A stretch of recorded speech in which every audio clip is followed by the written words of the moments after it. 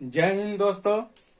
आज की क्लास में हम लोग देखेंगे कि 10 क्लास के जो हमारा चैप्टर चल रहा था पहला साइंस का, यानी कि रासायनिक समीकरण एवं अभिक्रिया है, वो खत्म हो गया है।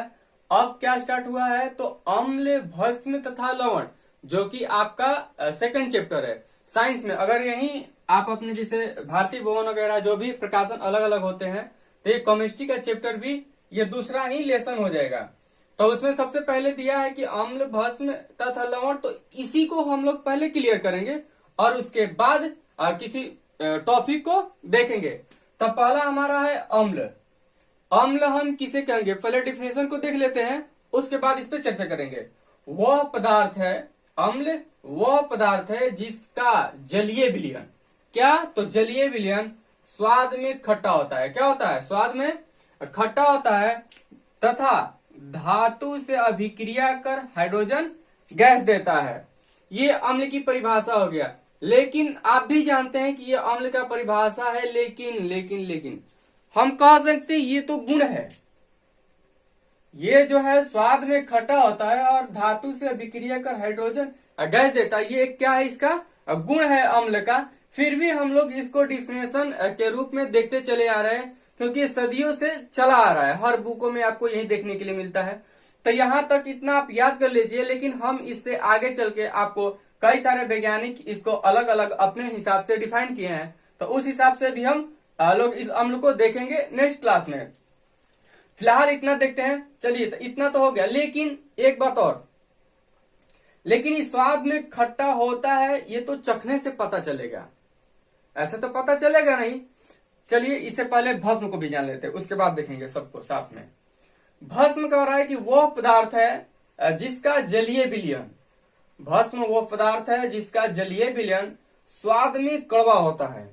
स्वाद में क्या होता है, कड़वा होता है तथा अम्ल को उदासीन कर लवण बनाता है। और यही लवण कब बनता है, जब अम्ल तथा भस्म आपस में अभिक्रिया करते हैं। और ये एक बात और पता चल रहा है कि अम्ल और भस्म जब आपस में अभिक्रिया करते हैं तो ये एक दूसरे को उदासीन कर देते हैं। उदासीन करने का मतलब कि एक दूसरे का प्रभाव को खत्म कर देते हैं। अगर कोई पदार्थ अम्लीय है और उस पर आप भस्म को डाल रहे हैं, तो उसका प्रभाव क्या हो जाएगा, खत्म हो जाएगा, यानी कि वो उदासीन हो जाएगा। अब अगला देखते हैं लवण।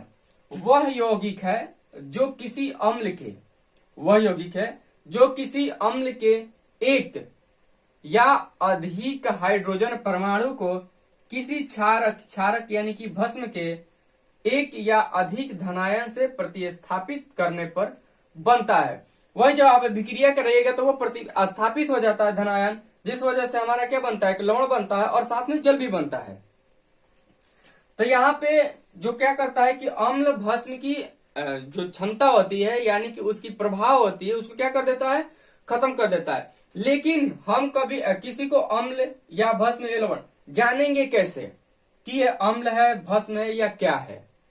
तो सबसे पहले एक तो चीज आप लग रहा है खट्टा, तो चीज चखेंगे, खट्टा लगा तो अम्ल, और चखने के बाद कड़वा लगा तो भस्म, बाकी सब तो देखना ही नहीं है।